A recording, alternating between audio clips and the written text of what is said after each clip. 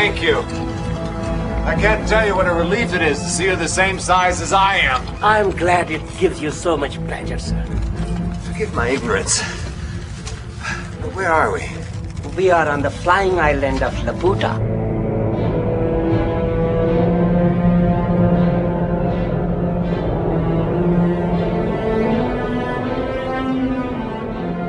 I was flying, traveling through the air several hundred feet above the ground. And how big was this flying island? It was huge, at least a half a mile across, but floating gently through the air as though it were no heavier than a cloud. And people lived on it. Several hundred of the greatest minds in the universe. Living conditions were quite cramped. It was like a warship. Everyone lived in tiny cabins and only came out from time to time to the observation decks. Excuse me. Noble sirs. These masters are engaged in contemplation of the universe. Do you wish to enter into discourse with them? Well, yes. If you'll permit me, sir.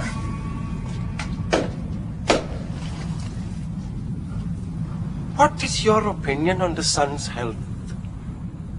Well, it seemed all right last time I looked. What about the spots?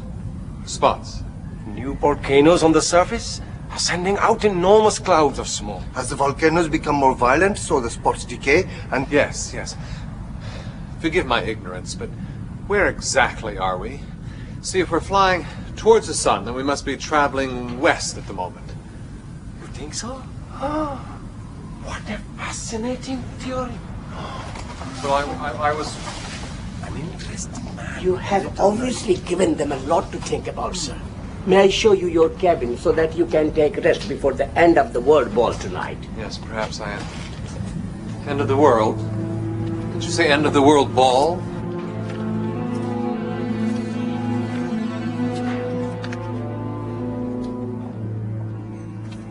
Home, breakfast. Home, breakfast.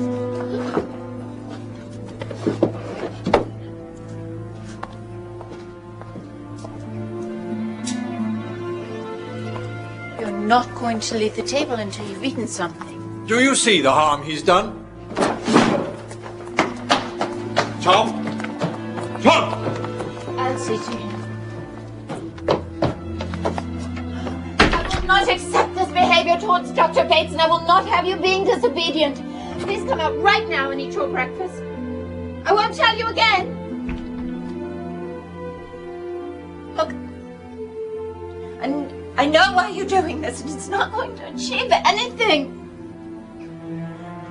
None of the things your father told you are true. He just made them up to entertain you. He's very ill. That's why he can't come home. I can't change that, much as I want to. Your silence will not help him.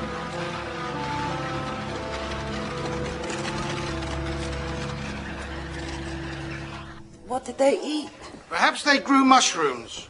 In the clouds! Don't revel in your ignorance, please. The intellectuals of Laputa were far too busy having great thoughts to be burdened with the chores of farming. They would travel the lands, collecting brain taxes from their subjects below. The island would descend over a village or a state, and buckets would be lowered to be filled with food and drink and whatever else they wanted.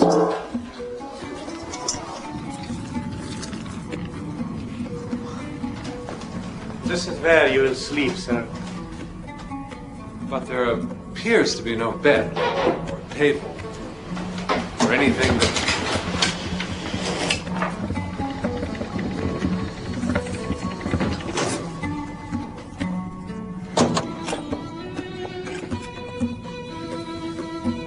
Now we must have you measured for your costumes.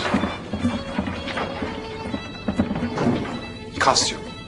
For the ball.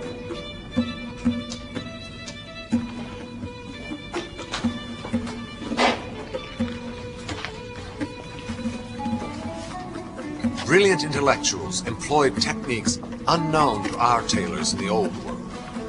Painstakingly, they measured the circumference of my ears, the distance between my toes, the length of my eyelashes, and even my shadow. Hard to understand, then, the result.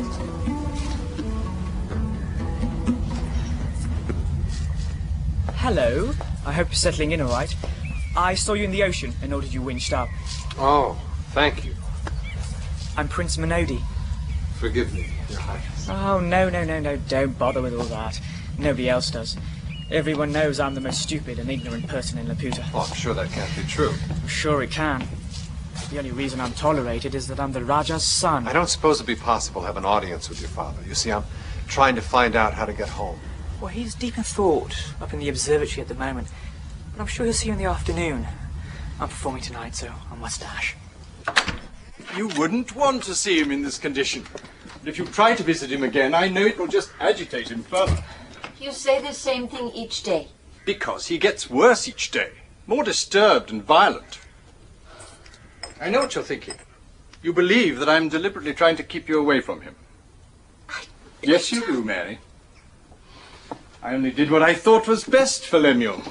And yet, as soon as I had taken him away, I suddenly felt guilty had I acted in haste. For selfish reasons. Perhaps I'm a coward. Perhaps I should have sailed the world. And then you would have chosen me. But when I see him now, how broken he is, I wonder perhaps if I am not the wiser man for all my cowardice. If I cannot see him, I will write to him. Will you take him my letters? Of course, Mary, of course. Answer me one thing. Do you really believe that he'll recover? Yes.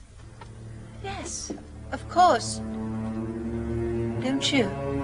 I only wish I could say yes.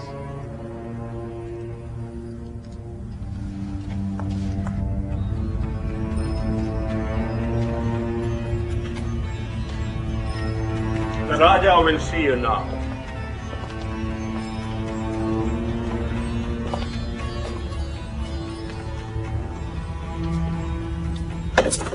Well, why? Ow, thank you. I can manage on my own. Thank you, that will not be necessary. Majesty, I am a traveler from... Excuse me, Majesty.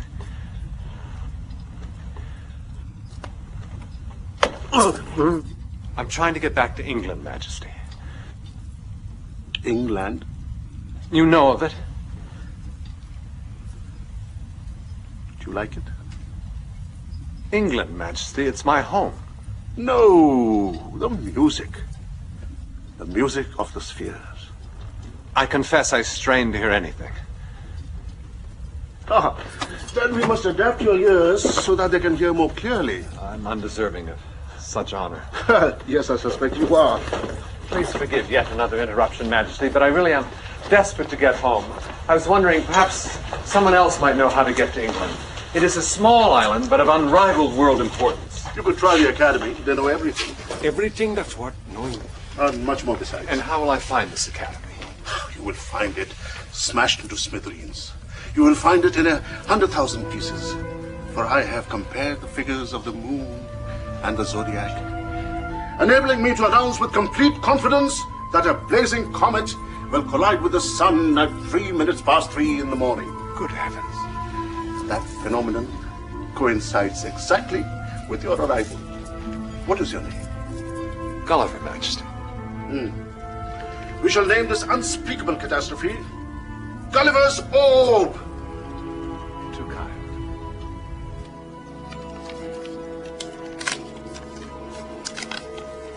I know I have failed you. I should never have agreed to send you away. But please believe how hard it was for me. I only want you to be well again. My deepest wish is that you will soon come back and live with us. To have you and then lose you again is almost unbearable. If you refuse to see me, then at least write just a few words. I will always love you. How does one prepare for the end of the world? The Raja had commissioned a special symphony to celebrate it. though I must confess I found the music a little too intellectual for my taste. I thought you were playing in the concert. I was asked to leave. My instrument kept playing in tune.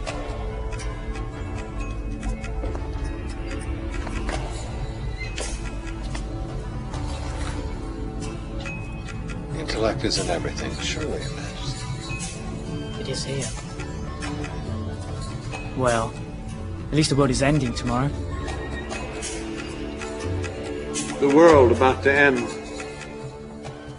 That night I couldn't sleep. I lay tossing and turning, waiting for oblivion, trying to make my peace. Finally, I fell asleep. I woke the next morning. I jumped up and rushed to my cabin window. Clouds still scudded, sun still shone, birds still flapped. The world had not ended. I wish I could share your excitement. Rather hoped it would. The island was controlled by a giant magnet. By ingenious movements, it could be made to rise or fall. The only disadvantage to this, as far as I could see, was that whenever the lodestone was moved, all the compasses on the island moved as well. So the Laputans had absolutely no idea where they were going. Where are we flying to now? Well, the next collecting point is Empress Minodi's, my mother's estate. But when we get there, it's quite another matter. Look apprehensive, Your Highness. I just know there'll be trouble. Mother and father disagree about everything. She's a very down-to-earth woman.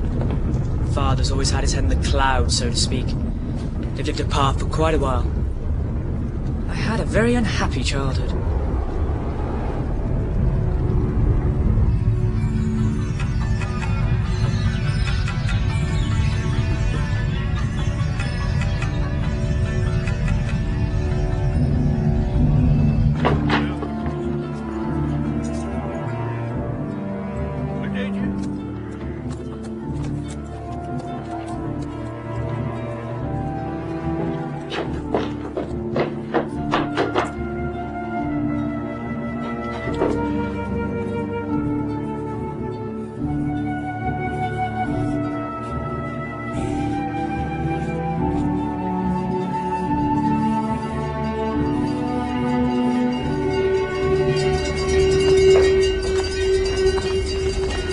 Excuse me.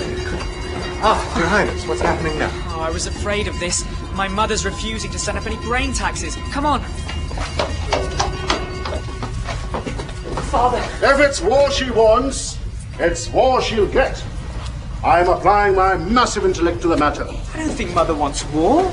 She simply doesn't think it's right we should take all her food. Not that I know anything. We shall position ourselves over her land and deprive them of rain until the crops wither and die. I am a genius. Isn't there a river running through the royal estate, Father? I knew that. The Raja and his intellectuals debated the right course of action, while the island bore down on the Minodi estate.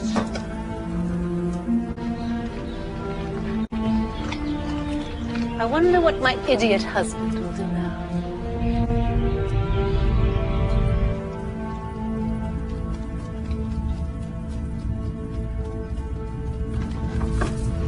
I have it!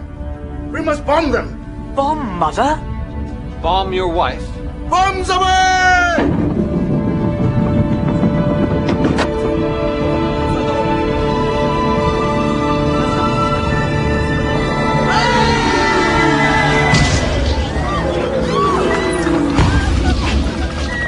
Bombs. Very well. Two can play at that game.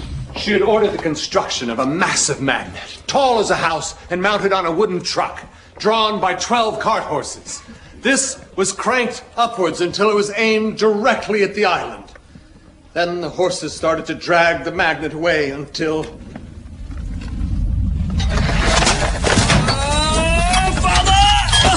We're descending much too quickly and at a very strange angle. Not that I know anything. Do you want to wear the dunce's cap again?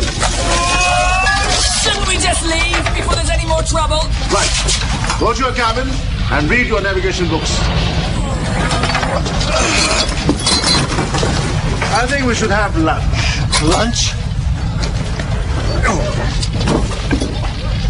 Or perhaps a plate of something to nibble. Your Majesty, the whole island is falling apart. You have to do something. I see no reason to rush into action.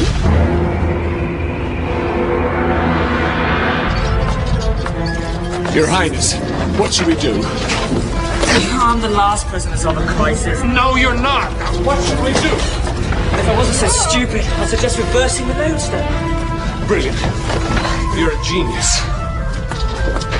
Am I? Reverse the lodestone! Reverse the lodestone!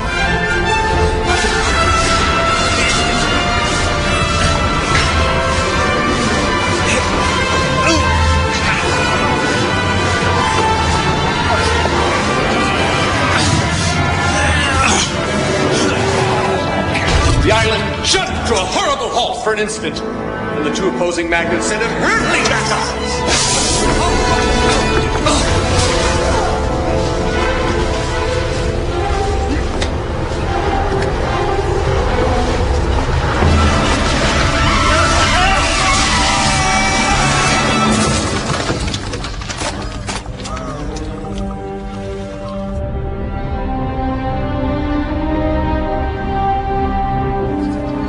Rising again. That totally vindicates my decision not to act in haste. By waiting, the problem has solved itself.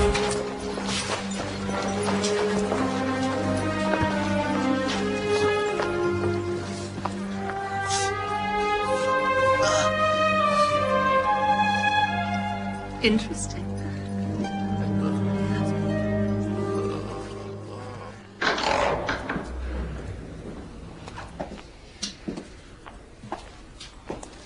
How are you feeling today?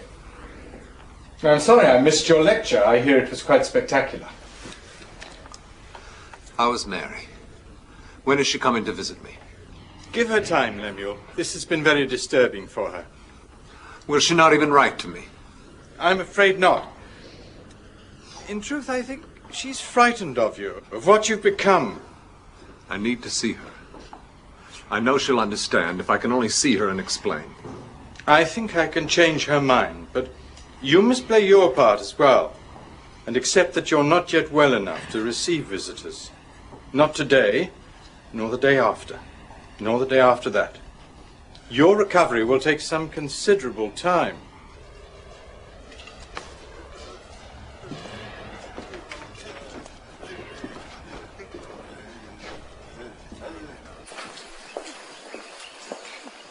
Good morning. Good morning. Your bag was delivered this morning with a note on it from my son. Oh, thank you. How is he? Well, I have to report that your son has failed all his examinations and is considered to be a complete idiot. Good. There's hope for him yet.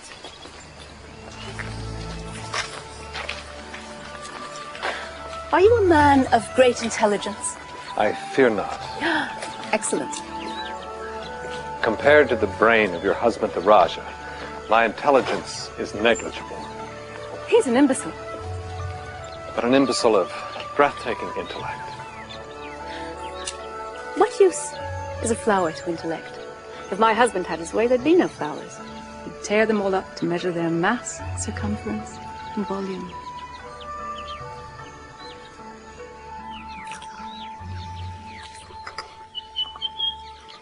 Why don't you stay for the summer? Since I'm married, I've missed the pleasure of unintelligent male company. If only I could. But I really must try to find the place they call the Academy, where I can get directions home. The Academy? You know of it? Oh, I wish the place had never been built. My husband collected the most brilliant minds from all over the world, and then he installed them at the Academy. Where's the harm in that? They have brought ruin upon this whole country. Everything outside my own estate is devastated. Why? Because the Academy has decided that the perfect new world cannot be constructed until the old one has been totally exterminated.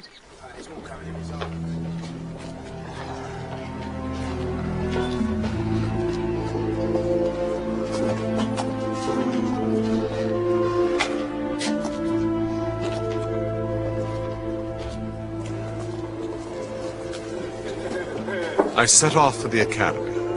There was no grand entrance, just a horrible gray slit of a doorway, cut into stone. I entered that part where the professors of speculative learning resided. The first place I came across was the School of Language.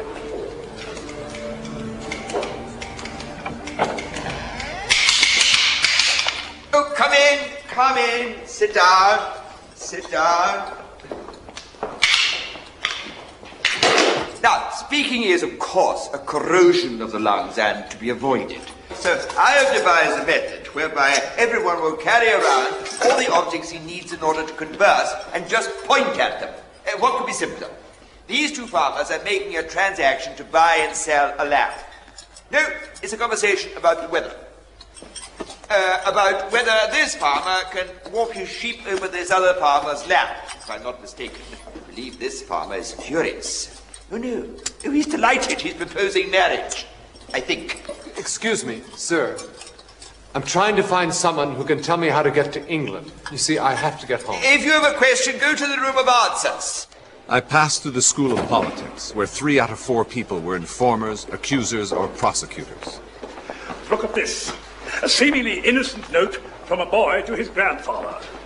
My brother Tom has just got the piles. What does that mean? Rearrange the letters. Resist. A plot is brought home. The tour. They were mad. All mad. So obsessed with their own worlds that they had forgotten reality. Excuse me. Is this the room of answers? Ah, you've arrived at last. Here, put some of these in there. I need to find... See, I need...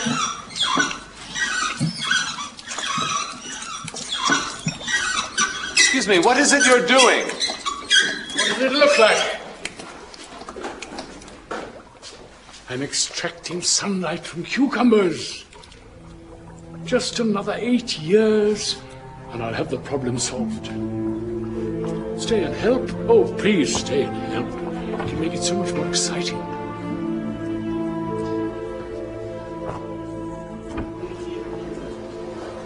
I saw people trying to build houses from the roof downwards, like spiders. I saw one room big as a cathedral where hogs were being trained to plow fields by digging up buried acorns. Hundreds of professors tackling every problem known to man. But no ideas were finished, and in the meantime, the whole country lay in ruins.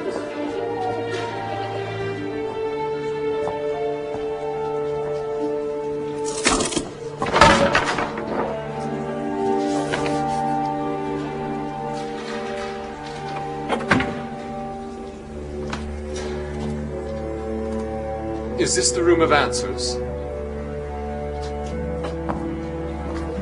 Please, I have to know the way home. You know the way home, but you'll never find it. Because deep in your heart, you don't want to. No! That's not true. Stop you in. It's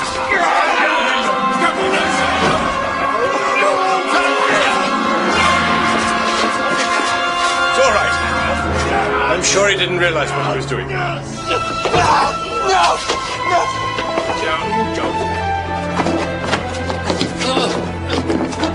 Don't.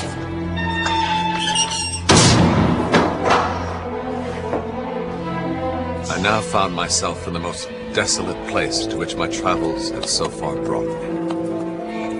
You're insane. Yes, I know. I mean, you're insane to be outside the walls of the Academy, unarmed and on foot. If the Struldbrugs had found you before me, you'd be dead by now. Who are the Struldbrugs? They live in the caves, beneath the volcano. They're all around us, under our feet.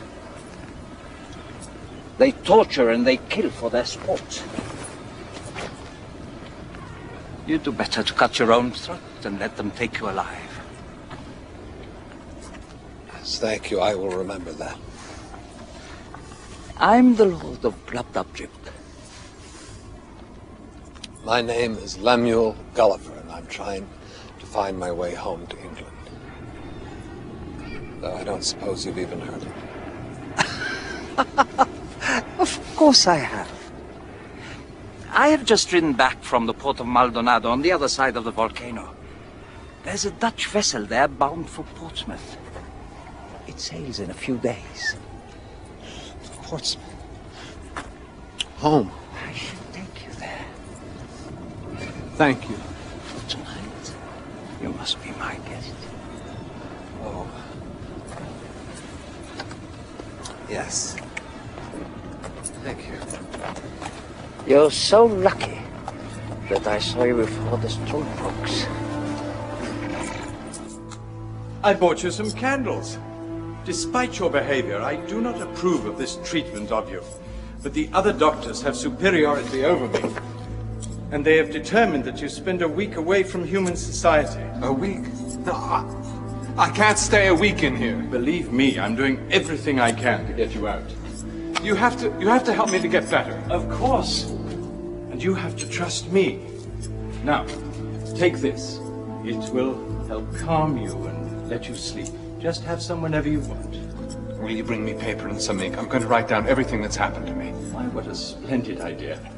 Alas, part of the punishment is to be forbidden these things. I'll bring you some chalk so you can mark off the days. Now, please, take the medicine.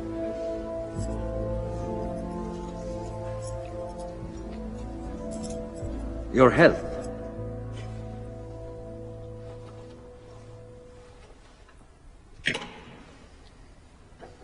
Do you live alone? Quite alone. I'm an historian, you see. I need the utmost peace to study. An historian? I've always believed the study of history to be the key to all wisdom. I would love to browse through your library. Library? I have no interest in books. I study history purely from the source. But how is such a thing possible? My dear friend, you look very tired. Quite exhausted, in fact. Do have another glass of wine.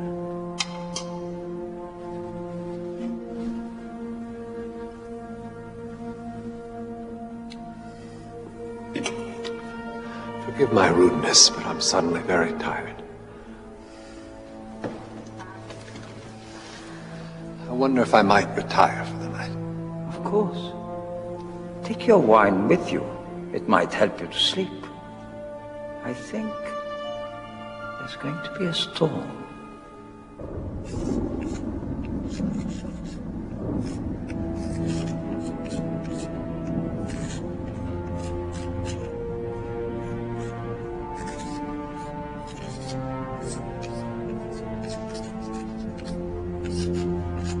Did you sleep through the storm, sir? Must have done. Where's your master? He's resting, sir. He studies at night. He will join you for dinner. Thank you.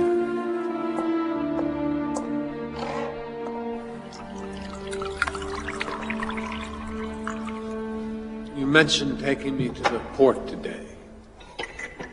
Did I? Oh, yes. Sadly, it's not possible. In the storm last night, a fence was broken and my horses escaped. But my servants are out looking for them. They won't have got far. We'll ride to the port tomorrow. Don't worry.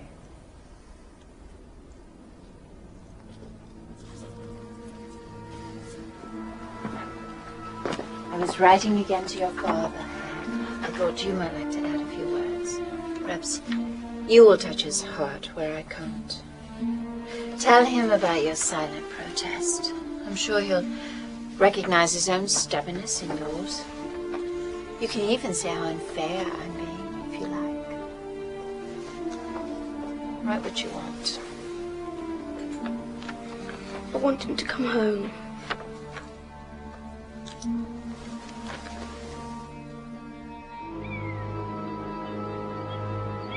I wonder, sir. Don't think me ungrateful for your hospitality. But when do you think we might go to the port? My servants are out looking for the horses. Don't worry. We'll ride there tomorrow.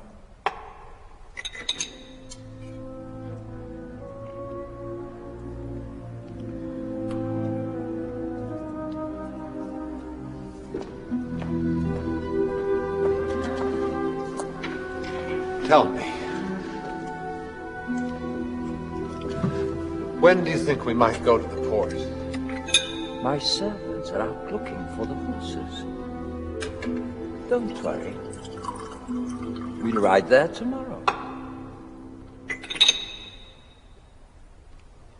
Did I ask this yesterday? You only arrived yesterday.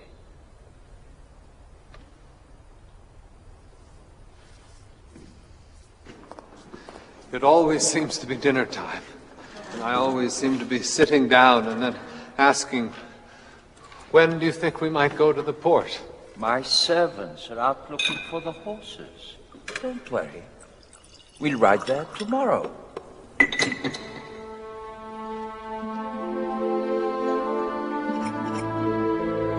The wine was drugged. That's why I could remember nothing. I drank none of it that night and waited to see what happened.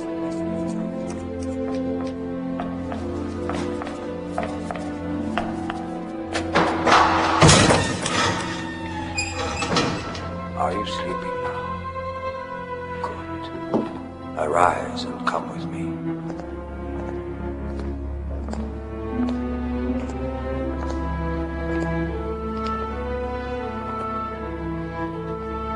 I stand at the gates of life and death.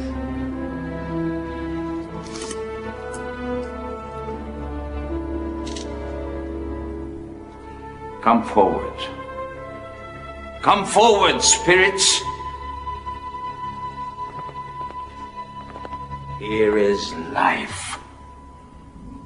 Alexander the Great, great warrior, leader of men. Smell blood. Smell life. I summon you!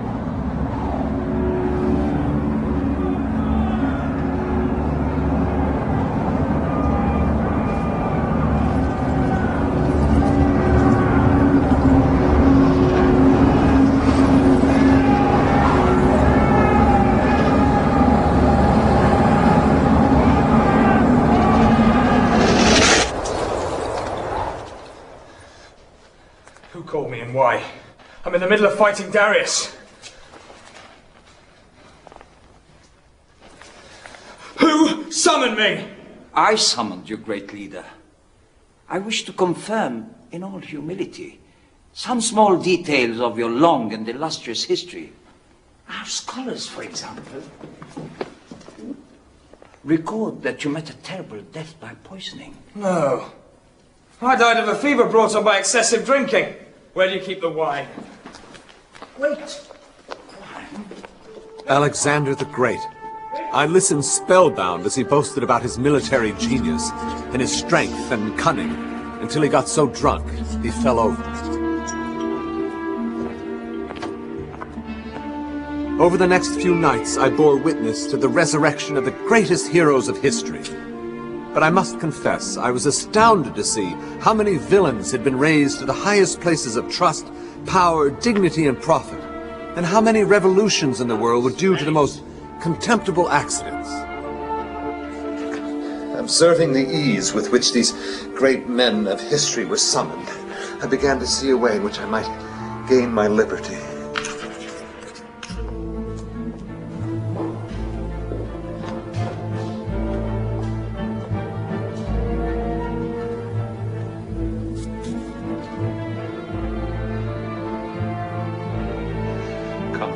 Spirit, come forward. Here's life. Life. Michelangelo, Mark Anthony, Leonardo, I summon you.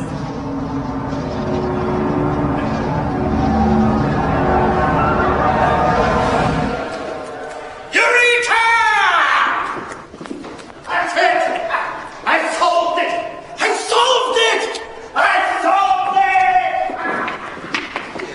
it! Did all these people get here? I have no ideas. This is outrageous. You know how difficult it is to make them go back. Socrates, if souls exist after death, there's no reason to suppose they can't exist before birth. Even Mark Anthony! I command you to return! Cleopatra, you must go back, I beg you.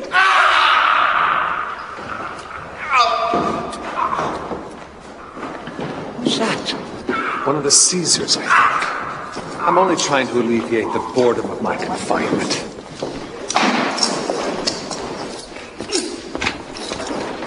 I declare this territory to be under the direct rule of myself and my Macedonian troops. I sent you back last night. Stay dead this time. Advance! Is there no end? What now? I hardly dare say, sir, having seen your rage. Whom have you summoned? Who? I was curious to question Commander Hannibal on his adventures in the Alpine Mountains.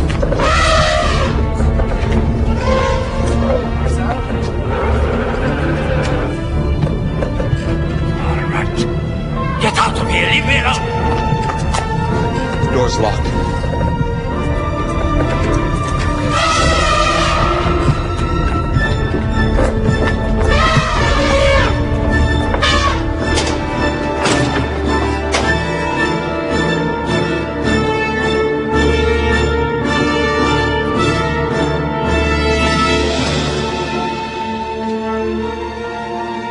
I ran from that place. I ran until my lungs were bursting and I thought I would drop dead of exhaustion. How long had I been delayed? I had no way of telling. Would I be able to reach the port before the Dutch boat sailed? Did the port even exist, or was it another fantasy?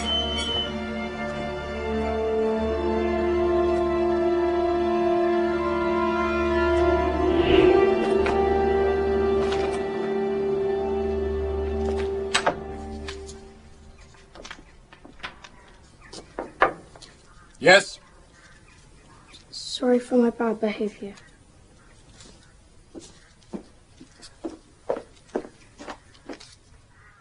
Mother says to give this letter to my father.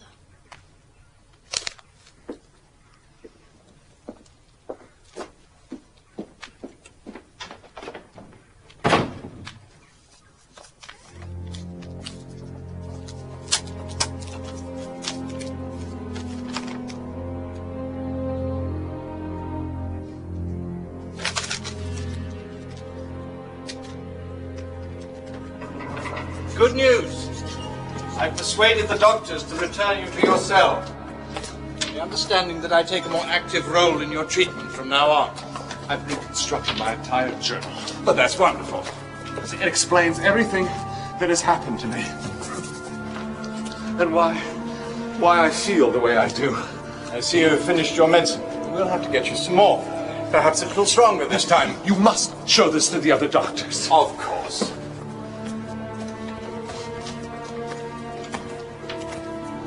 Clean all this nonsense off the walls immediately. Yes, sir.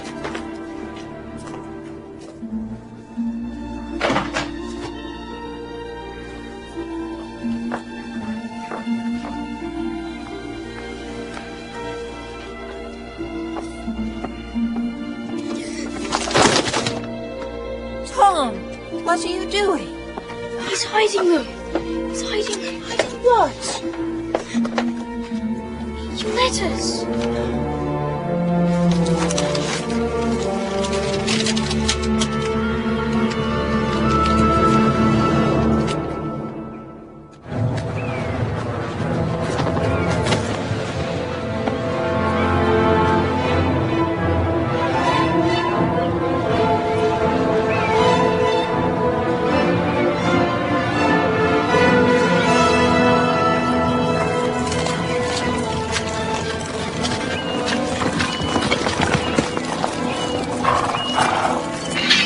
Dare to trespass on our land? Enjoy the view. It's the last time you'll ever see daylight. You're a guest of the immortal Stroldbrugs now. Oh, no. No, please, please, I have to get to the port. It's my last chance to get home, please. Wait! Wait, there's been some mistake. I was just trying to catch a boat home to England. I was not trespassing. Please let me leave.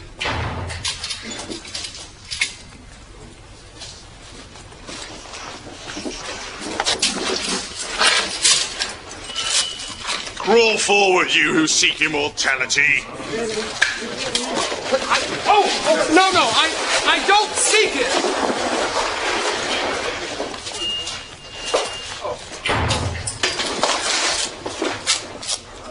Grovel before the immortal gatekeeper. What gift have you brought me? I can't quite see. I'm afraid that I haven't brought one. Nothing? You've come before me with no gift at all? It'll take me years to devise the manner of your awful death. Take him away. No, wait, I do have something you might like. A giant wasp sting. A wasp sting?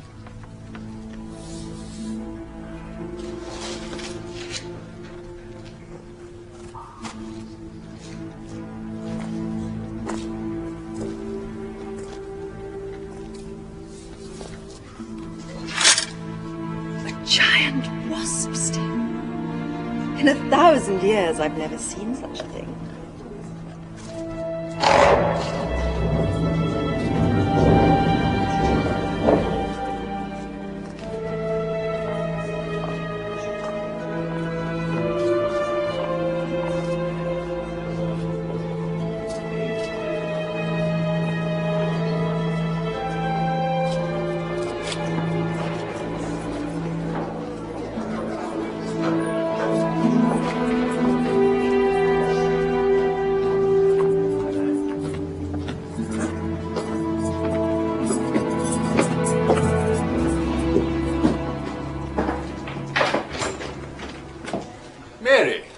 I didn't expect to see you here. You should have warned me of your visit. This is not a suitable time. How is he today? Well, much the same. You gave him my last letter? Of course, I stood with him as he read it. Your letters mean a great deal to him. I know he reads them many times. Now, Mary, I understand how hard it is for you to stay at home and wait. But if he is really to fully recover, we must trust the doctors. You're a liar. I did what I thought was best. I understand your anger. You do not. Your letters would have upset him further. He's confused. I'm taking him home. Would that it were so simple. But once admitted, he cannot leave without a formal hearing. Then I insist such a hearing takes place. Of course. I've no desire to keep a sane man confined. I'll speak to the senior doctors. We'll do it tomorrow morning. Come and see. One moment. I don't anticipate any problem settling the matter. In my grasp. Man's greatest desire to cheat death. What must it be like to be immortal? Never dying, never. Can you imagine it? Why, ordinary people must seem like flowers, blooming and dying in a few days. Immortality.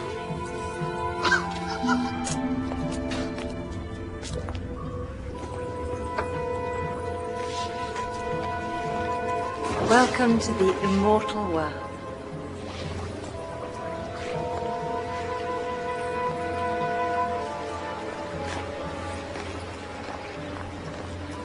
This is the source of the life everlasting.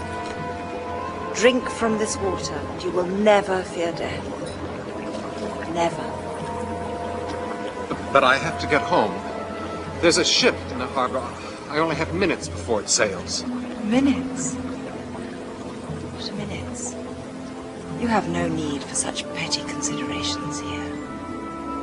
I was offered immortality, man's dream. With the fear of death removed, I could I could learn the truths of existence. I could get riches and wisdom. I could read every book ever written. Study the movements of the planets and the stars. I could watch the rise and fall of republics and kings. And from the great depths of my knowledge offer advice to all. I could do anything. It's true. I too have been there and seen what you describe. The Struldbrugs. You have? Then I'm not mad. No. And as I drank, I saw the king riding on a walrus high up in the sky. Oh.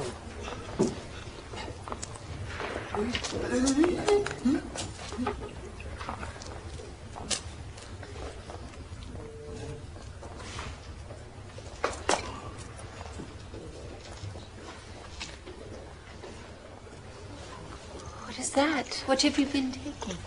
I don't know. It's medicine. You're a doctor. What are you doing taking something when you don't know what it is? I know what it is. Blood. Drink. Taste immortality. Why is your hand shaking so badly? What's wrong with her? Nothing. What's wrong with everyone? Drink the water. You will defy nature. You'll outlive the stars themselves. You'll be like a god. You can't see me, can you? I'm alive. The water keeps us alive. You're blind. You're all blind. No, some of us can still make out shape and movement. We'll never die. That's what matters. We'll never die. Never die. Never die. Never die.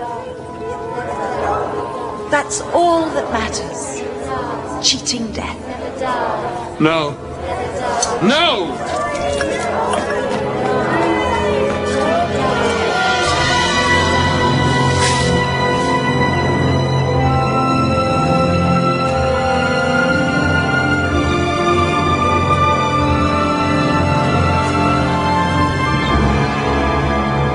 I ran like the wind.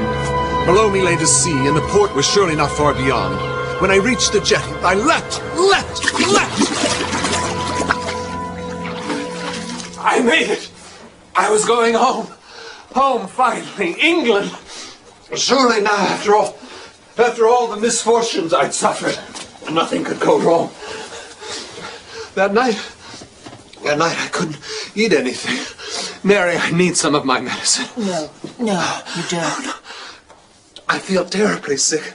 My mouth is all red and swollen, and my arms, I can't lift my arms. Everyone's complaining of the same condition. I don't know if I brought the fever on board, but within a week it had spread throughout the entire ship. I got sicker and sicker, but I refused to die. I refused to die, not after everything I'd come through.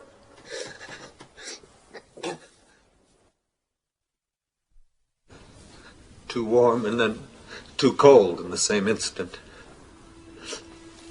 Of the officers, only 2 others survived. Bodies were just rolled overboard by people too weak to perform a decent ceremony. Everyone stopped working. The ship just drifted, sails down, and idle. Mary, I must have some of my medicine. You're doing so well. In all, we lost over 3/4 of our men. We were forced to find a port and take on fresh crew, some real rogues. As soon as we were at sea, they took over the ship and imprisoned me and the other 2 officers below decks. It was only a matter of time before they killed us. That night, I escaped and jumped overboard and began to swim.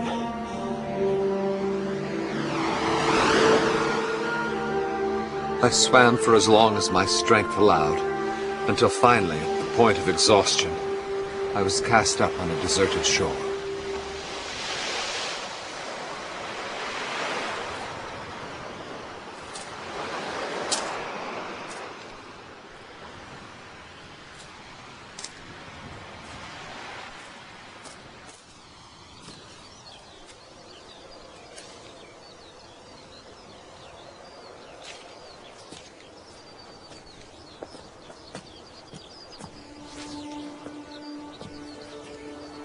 do you feel this morning? I'm still here, if that's what you mean.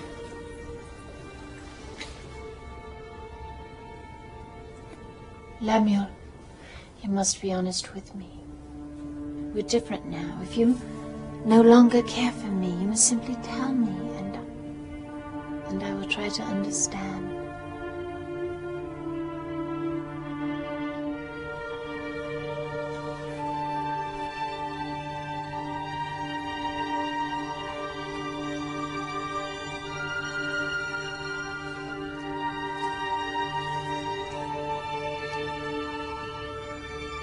It's a star.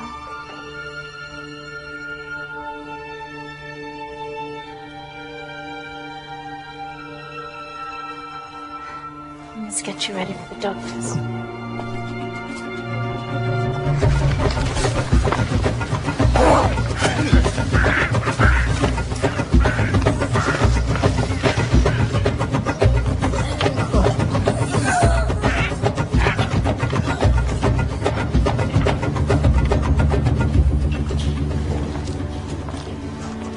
Don't be afraid.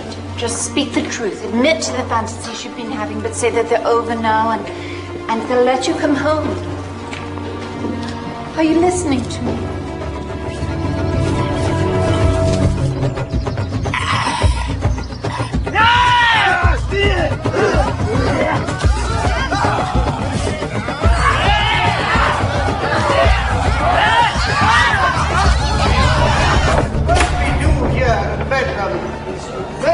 And yet disciplined, and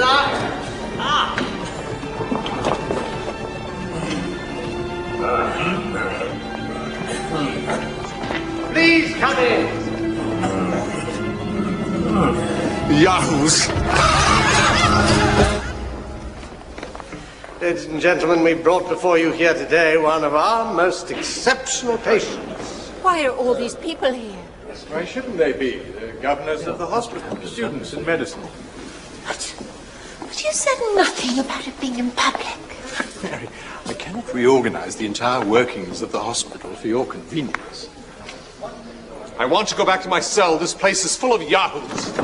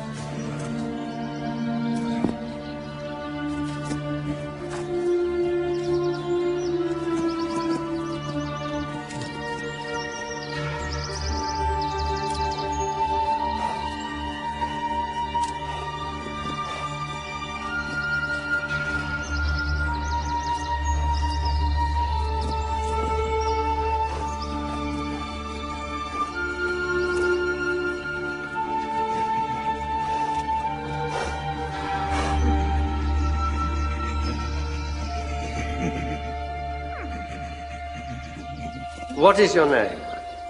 What? State your full name. Lemuel Gulliver. Now stand up, please, and then perhaps Dr. Bates will inform us a little about your condition. May I say something first?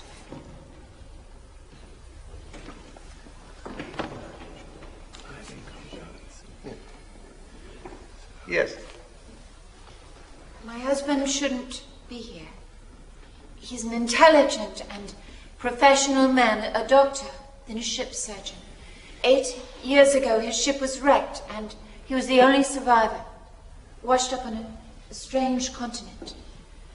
Near starving, forced sometimes to drink seawater, he suffered delusions. Without human companionship, he invented people to talk to. Most of us might do the same, faced with the terror of being totally alone. He's been very sick, but he is a sane man, good man. And he belongs at home with his family.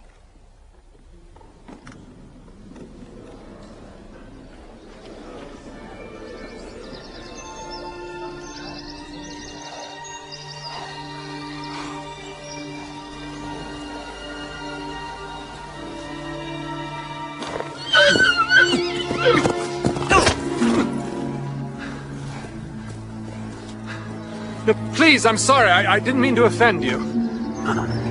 If you're a magician, as I think you are, and you've changed yourself into a horse for some reason, I want you to know that I'm just a poor Englishman. I'm lost and alone, and I would like to ride on your back to the nearest village or town. No, wait!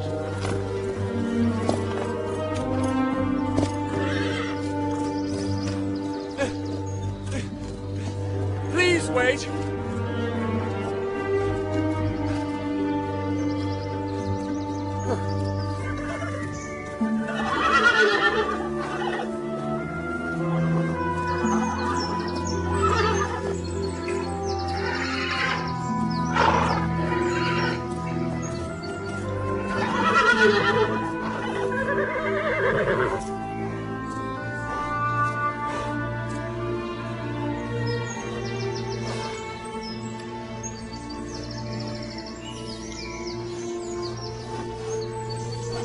Before you, one of the most unusual cases that it has been my sad privilege to examine here. I have, of course, my own observations about this unique case, but I would prefer that the patient explain a little first in his own words. I'm sure you will find what he has to say instructive.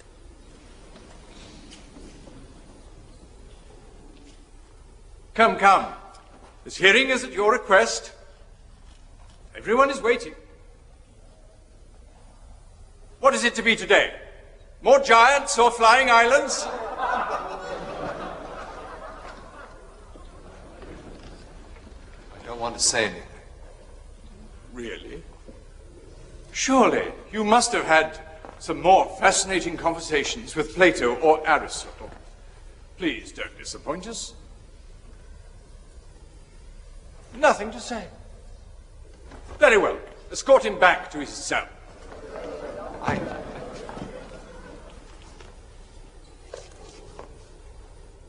I don't eat hay. I beg your pardon? I don't eat hay.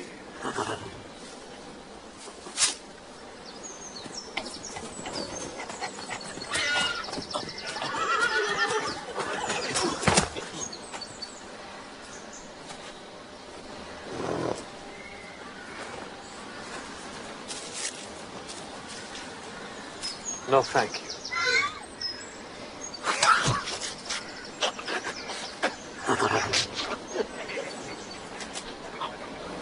Do you have any milk? You know, from cows.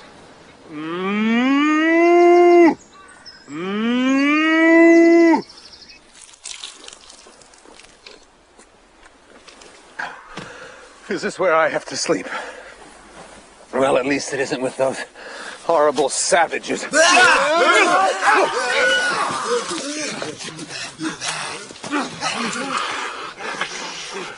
I can't sleep here. You saw how they tried to attack me. And the smell is unbearable. Well, what if they try to set on me in the middle of the night? Those...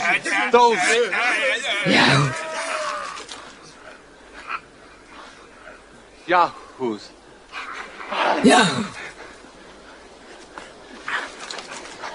Yahoos?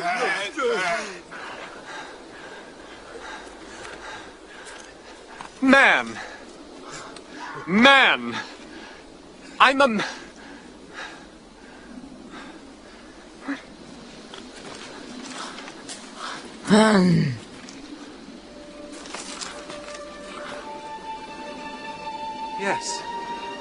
Yes, man. You can talk. What sort of being are you? Are you a horse? Huinem. Huinem.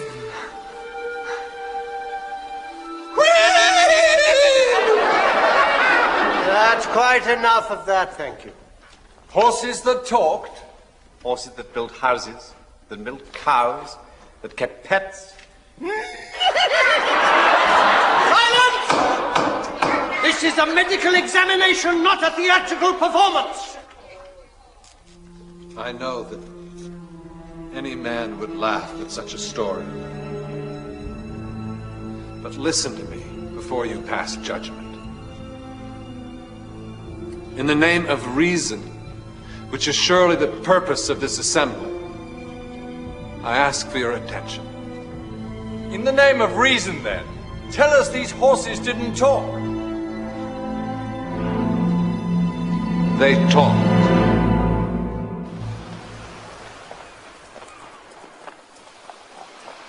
Over the next few weeks, I struggled to learn and understand the language of the Houyhnhnms. I was a poor student, and Mistress, the mare who first found me, learned to understand my speech far more quickly than I hers. They are the most extraordinary creatures that I or any man has ever met. They have no vices, conflicts, or disagreements. Everything is resolved by the exercise of reason. Simple reason. The name Houyhnhnm itself means perfection of nature. You're not here to lecture us, you know, but to be examined. Sit down, if you please. They have a custom, strange at first, that when two of them meet, there should be a short silence before either of them speaks.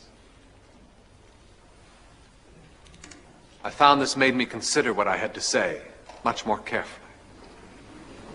I tried to offer Mistress some explanation of our society, how I was a doctor, trained in the healing of the sick. But she found it hard to understand the concept of disease, something totally absent from the Houyhnhnm society. I can't even begin to describe to you all the sicknesses possible in the human body. We feed upon 1,000 things which work against each other. We eat when we're not hungry. We drink strong liquor without the provocation of thirst.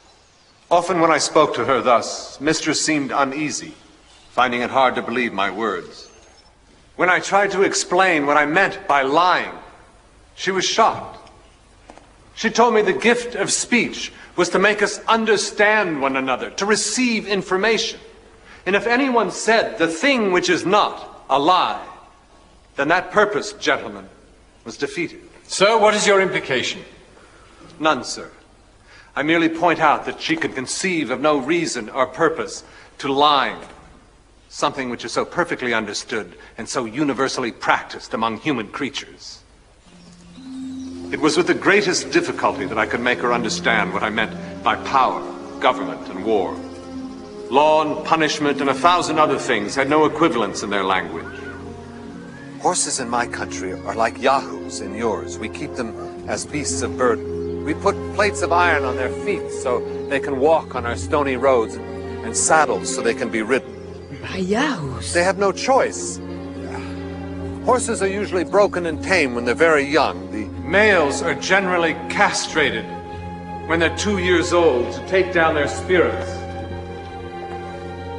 If they show any disobedience, they are beaten with a whip or kicked with spurs. We use them to pull heavy loads or to plow our fields. Rich ladies ride them round parks, and sometimes we race them for our entertainment. And when they get too old to work or to be ridden for fun, they are butchered, skinned, and sold for dog meat. And what's wrong with that? What is your argument, sir?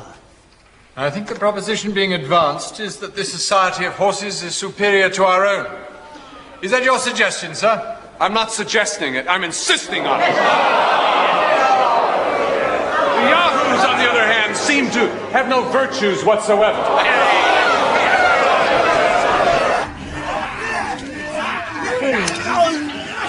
In the Houyhnhnm language, there is no word for evil, but everything that is bad has yahoo added to it. There are a lot of such words.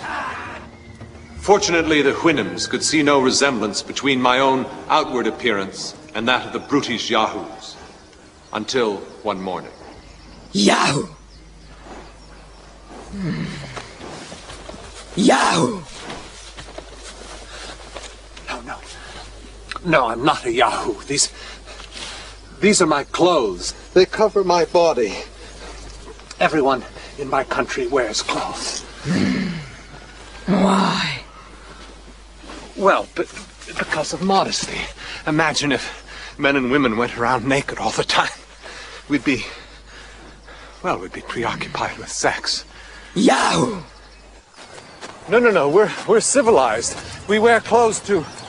Well, clothes tell you how important someone is. If you're wealthy, you wear clothes of rare, flimsy material like silk or lace that need to be cleaned constantly by servants.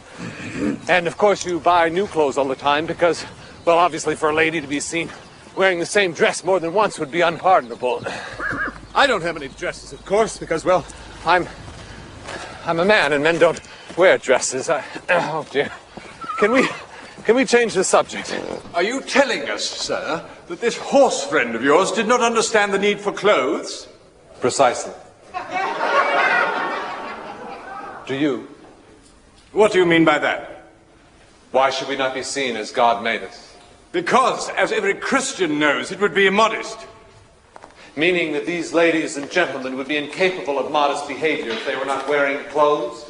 That they would be yahoos? Some of the Houyhnhnms agreed with you, sir.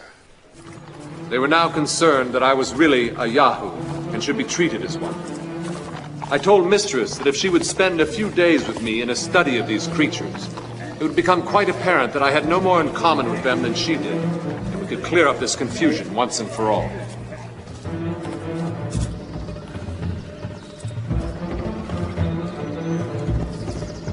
Day 1, leadership. In each herd, there was some kind of ruling yahoo. As the basis of any society is organization, I wondered how the yahoos picked this leader. Whereas in our country, we seek to elect the most intelligent amongst us, the yahoos picked a leader more mischievous in disposition than the rest. This leader would then choose a favorite, as much like himself as possible, whose job it was to lick his master's feet in posterior and drive the female yahoos to his kennel. What are you implying? He would continue in office until an even worse candidate could be found, at which point he would be discarded. And all the yahoos in the district would come and discharge excrement upon him from head to foot. I am warning you. Day 2, aggression. The bestial yahoos would fight for no reason at all. Whereas, as I explained to Mistress, in our society we only fight for a very good reason indeed. Such as, well, because our enemies are much weaker than us, or we desire all their land. Day 3, mating. I fear I may shock you with my personal experience of their practices, but I believe it's vital that you share my deep revulsion at the antics of our neighbors. I had already observed that the red-haired males and females of the species were more highly sexed than the rest. So I should have been on my guard. It was a scorching hot day, and I thought the yahoo herd had moved on. So I decided to take advantage of the cool water.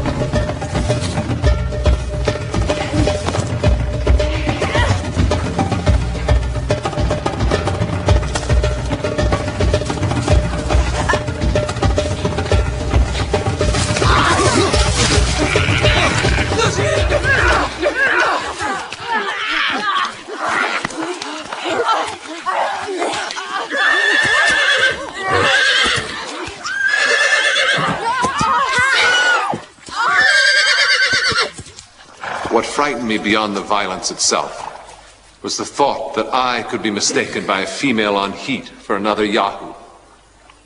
Could I deny my true nature any longer? Was this the real man, a brute?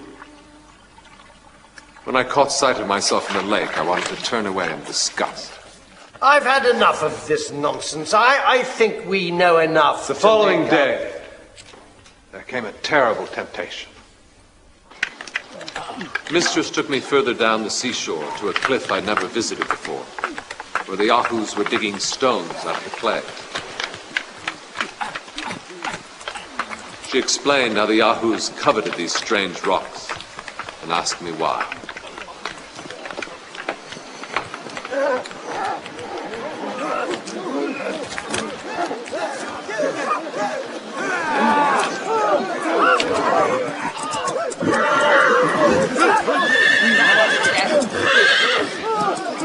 In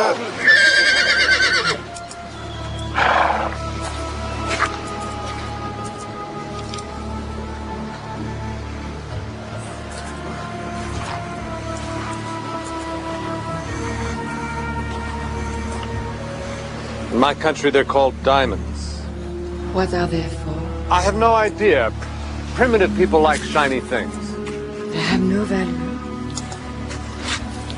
None whatsoever. Liar. What a liar I was. That night I made a crude pick from a flint head. I crept out of the compound straight back to the quarry. All night long I hacked away to get at the diamonds.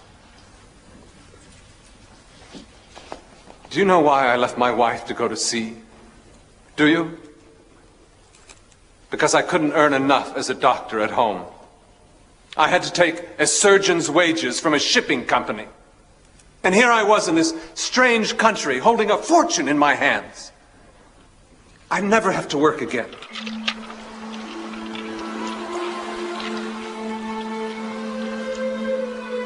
I'm rich. Rich. I can have anything I want. But what did I want? Since my journey began, I'd thought of only one thing. Home. Of waking up again in my own bed with my wife and all the things that I knew around me. And now I was rich enough to give Mary everything. Except I couldn't leave. Now that I could have anything I wanted, I knew with absolute certainty all I wanted was to stay here. I would rather live with these Wynnum than with my own wife.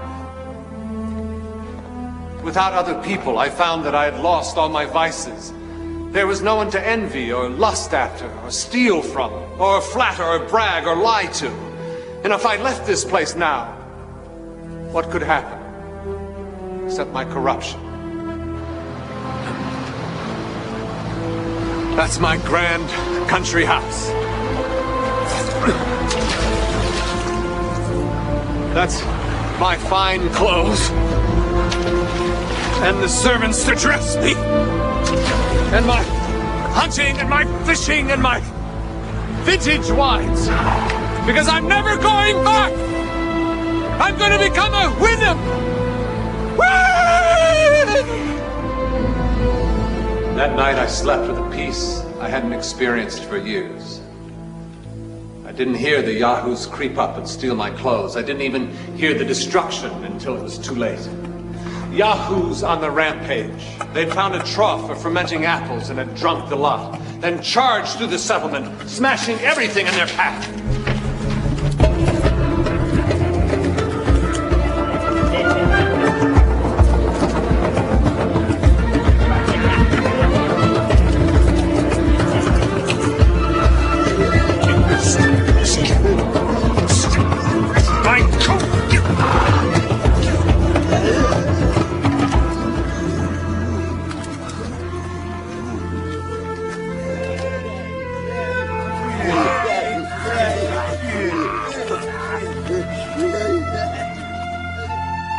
The Wynnum Council quickly reached its irrevocable judgment.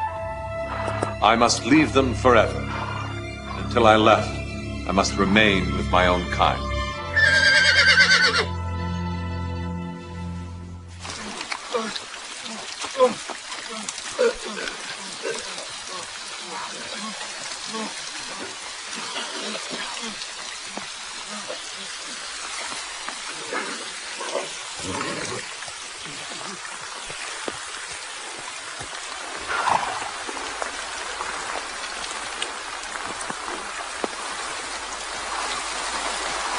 How long do I have? Until the full moon. Mistress!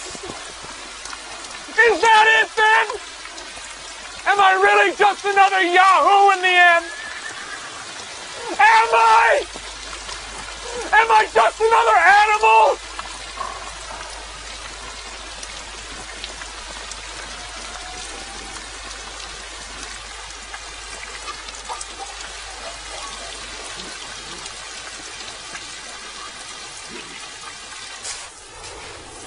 I worked long days, Now I had resolved to leave, the sooner the better. I built a small boat of skins, and as the day to leave grew near, loaded it up with vegetables, rabbits I had caught, and other provisions for the journey. We love words, we humans. We use so many so easily till they've lost all their meaning. But when I say, as that last day dawned, my heart was breaking. I have never known such awful pain and loneliness.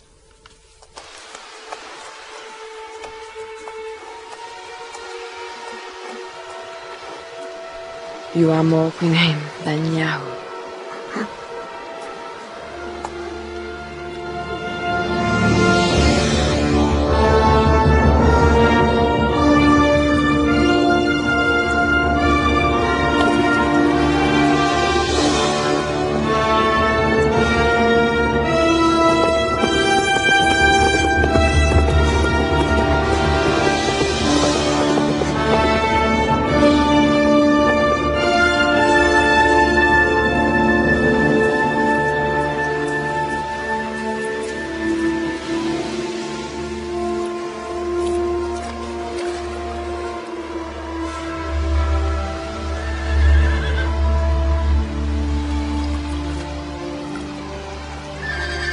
As I sailed off, the Houyhnhnms cried out to me from the beach.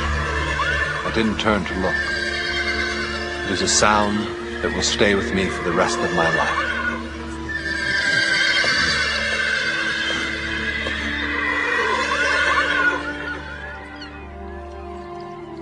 When I could no longer see land, I threw all my food overboard. I decided not to try and return home. I couldn't live with humans again. After many hours, a shadow came across my boat, and I realized that death had come to claim me.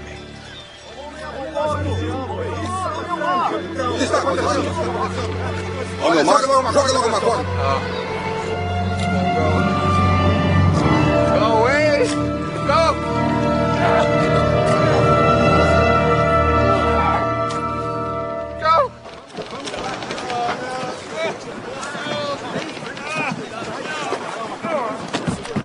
I stayed in my cabin the entire voyage, talking to no one. I ate the foul Yahoo food only to survive, and I washed myself whenever I touched anything, until I reached England. This really is the most extraordinary story, coupled with Dr. Bates's other notes. I've never heard a story like it.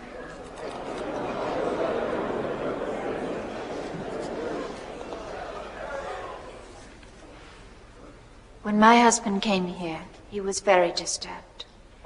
And I think he's being encouraged to believe his fantasies really existed. But that's over now. He's purged himself. Lemuel is not insane. I want him to come home. And I know that is his wish also. You say your husband is not insane? Then do you believe his account of these fantastical stories? I believe he has suffered greatly. But do you believe him? It is a simple question. I believe he has much to teach us if we would listen. I ask you again, do you believe him or not? Who in this room has been harmed by him?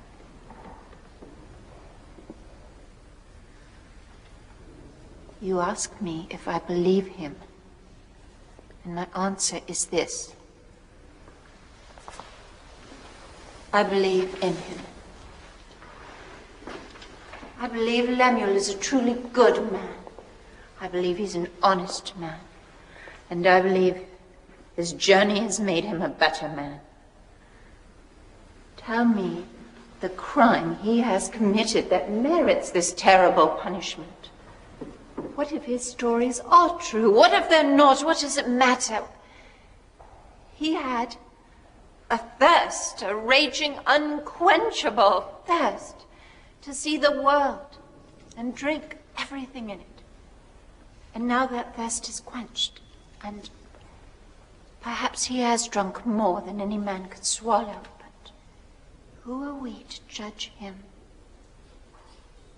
Who are we to doubt his word and compel him to remain here? You have asked your questions, and now I ask mine. Who in this room has been harmed by him? He is harming himself, and it is our Christian duty to keep him here until we cure him. Your motives for keeping him here are anything but Christian. How dare you? How dare you question me? He's insane. He must be kept locked up. He's a lunatic, gibbering against mankind, tearing down all shreds of decency and modesty, filthy in word and filthy in thought. There's a heart burning with hatred against the whole human race, and a mind fueled with images from the dunghill. Are we to stand by and hear our whole nature libeled and besmirched? I've tried only to speak the truth as I saw it. What arrogance! What presumption! To show men what they are and to teach them what to be. You are either a liar, sir, or a lunatic. Which is it? Gentlemen! Gentlemen, this is a hospital, not a prison, and our ambition is not to confine people, but to cure them. Lemuel Gulliver, you are clearly suffering from a disease of the mind. This journey never really happened, except in your own head. And all we ask is that you acknowledge this. When you have done that, then you may leave. Now, what do you say? Then I may leave. Of course. That's all you have to say, Lemuel.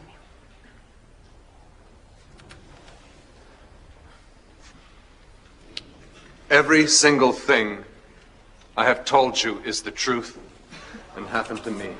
Why do you persist? You say you saw all these things that no one else has ever seen, been to all these fantastical places. Have you one shred of proof? I did have. The answer is no. He has no proof. Isn't it enough that I say they're the truth? No, it is not enough. We shall review your case next year at the same time.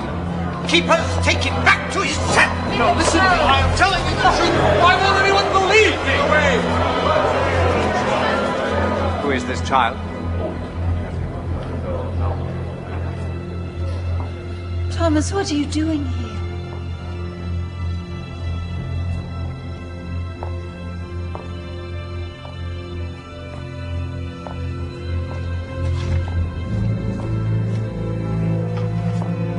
Go back to your mother, boy.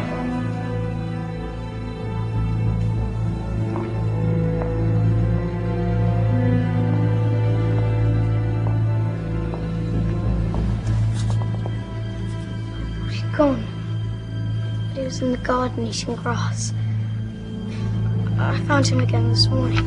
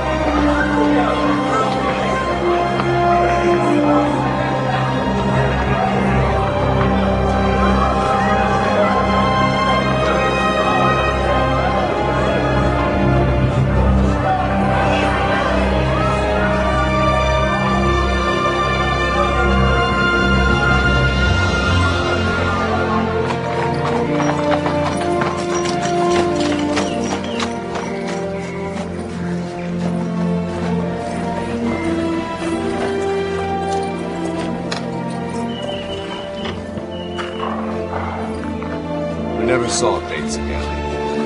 I heard somewhere that he had gone abroad. I don't know if it's true. The house is still in his name, but he never returned to claim it.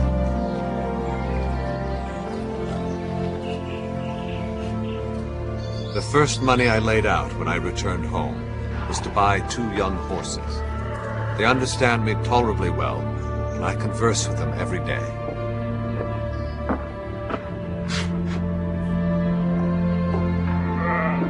It was many months before I could look in a mirror without feeling some disgust at the sight of a human creature. But my family let me walk at my own pace and and showed me a kindness that is perhaps greater than reason might allow.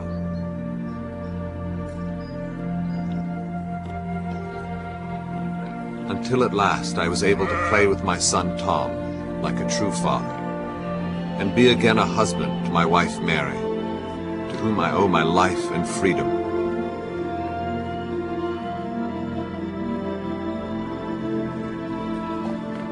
All the Yahoo vices I can begin to accustom myself to once more, except for pride. That I cannot tolerate. I see myself for what I truly am. I have lost 8 years of my life, and yet the moments I have had, the marvels I have witnessed, the wonderful truths I have seen. You see, when night falls and you close your eyes to sleep and dream, I have seen the things that you can only dream about. I have been there. I was lost at sea for a long time, but I have been there. Oh, yes. All the way and back.